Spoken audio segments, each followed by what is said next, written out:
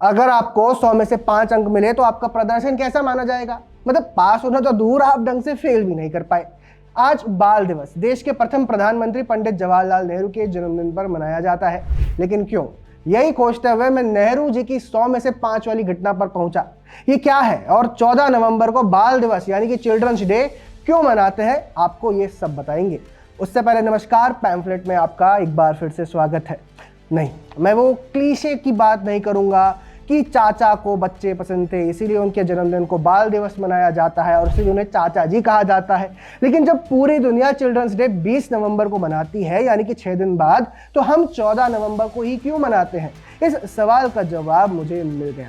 दरअसल 14 नवंबर को बाल दिवस इसीलिए मनाया जाता है क्योंकि बच्चों से बहुत प्रेम करने वाले हमारे डियर नेहरू चाचा जी अपने सबसे महत्वपूर्ण प्रोजेक्ट में से 100 में से सिर्फ 5 अंक लाए थे। कंफ्यूज मत होइए, मैं उनकी स्कूल मार्कशीट की बात बिल्कुल भी नहीं कर रहा हूँ। मैं उस प्रोजेक्ट की बात कर रहा हूँ जिसके आधार पर कहा जाता है कि नेहरू जी ने बच्चों के विकास में बड़ा योगदान किया।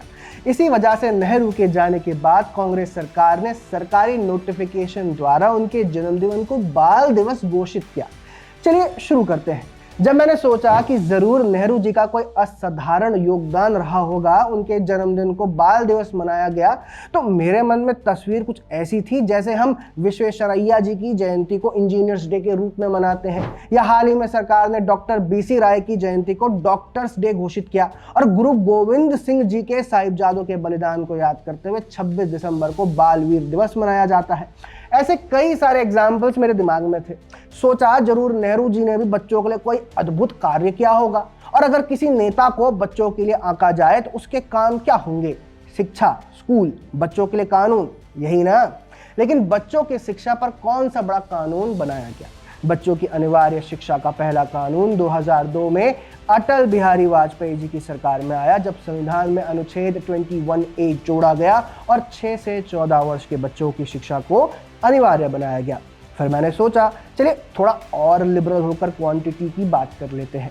नेहरू जी के पूरे काल में जब कंप्लीट डोमिनेंस थी, मतलब एक छत्र नेहरू कांग्रेस राज था, रजनी कोठारी के शब्दों में कांग्रेस सिस्टम था, उस पूरे कालखंड में जितने स्कूल खुले उनसे ज्यादा स्कूल अपने 5 साल का टर्म पूरे करने वाली पहली गैर कांग्रेसी सरकार यानी अटल बिहारी वाजपेयी के मात्र 5 साल के शासन में खुल गए। कुछ लोग कहेंगे कि तुलना गलत है क्योंकि देश की स्थिति अलग थी, पर सच ये है कि आज़ादी के तुरंत बाद स्कूलों की ज़रूरत कहीं ज़्यादा थी। इससे एक बात तो साफ है कि नेहरू जी एक साधारण प्रधानमंत्री की तरह साधारण नीतियों के तहत काम करते रहे। बच्चों की शिक्षा में कोई ऐसा क्रांतिकारी कदम नहीं दिखता जिससे यह तय हो कि उनके जन्मदिन पर बाल दिवस मनाया जाए। हजारी प्रसाद द्विवेदी जी का एक निबंध है, क्या निराश हुआ जाए। मैंने इस निबंध को कई बार पढ़ा, फिर भी मैं निराश ही हो रहा था कि मैंने पाया कि जिस योगदान की वजह से 14 नवंबर को बाल दिवस मनाया जाता है वो है children's film society of India. कहानी यह है कि नेहरू जी ने कहा कि बच्चों के बौद्धिक विकास के लिए उन्हें सिनेमा और विजुअल मीडियम से जोड़ा जाना चाहिए क्योंकि वे इससे बेहतर सीखते हैं।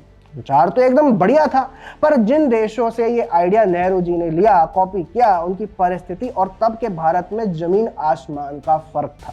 सोचिए उस समय कितने स्कूलों में प्रोजेक्टर्स और कितने ही तो स्कूल थे, और उन स्कूलों में क्या स्क्रीन थी। बिजली की भी समस्या रही होगी। दिल्ली में एक थिएटर खोला गया और देश भर में फिल्म दिखाने के लिए मोबाइल वैन चलाई गई, लेकिन एक क्रांतिकारी मॉडल मुश्किल से 100 में से 5 स्कूलों तक ही पहुंच पाया।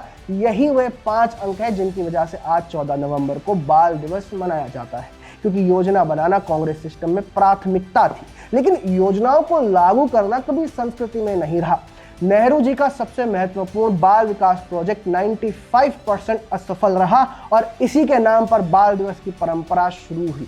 अब कुछ लोग कहेंगे कि नेहरू जी की बात बार बार क्यों उठानी चाहिए। कारण ये है, जब पूरे देश को एक ही परिवार के नाम पर सजाया जाए, हर जगह उनकी छाप हो, तो चर्चा तो अवश्य होगी। अभी तो मैंने नेहरू जी के सरकार की तुलना मोदी सरकार की स्कीम से की ही नहीं। ना पोषण अभियान की बात की, ना मिशन इंद्रधनुष की, ना न्यू एजुकेशन पॉलिसी की, ना पीएम श्री का कोई जिक्र किया, ना खेलो इंडिया की चर्चा करी।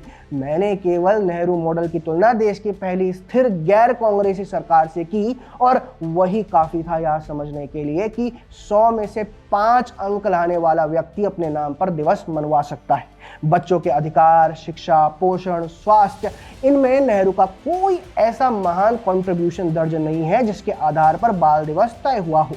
फिर भी आने वाले दशकों में कांग्रेस ने इसे आगे बढ़ाया, नेहरू को चाचा नेहरू बनाया, क्योंकि मैसेज रिपीट करो तो वो ट्रेडिशन बन जाती है और दशकों तक दोहराओ तो इतिहास बन जाता है। और यही हुआ।